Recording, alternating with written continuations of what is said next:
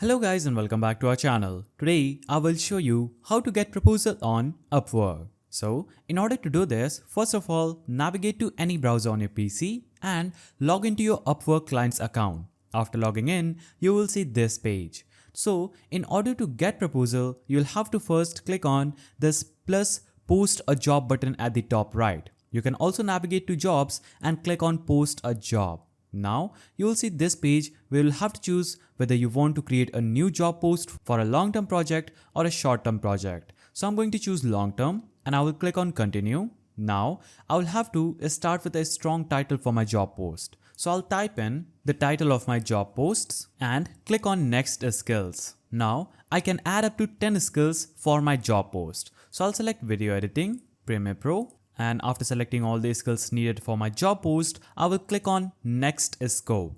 Now I will have to choose the estimate scope of my work. So it is more than 6 months. Now choose what level of experience will it need. I will choose entry. Now is this job a contract to hire opportunity? So I'll select no, not at this time.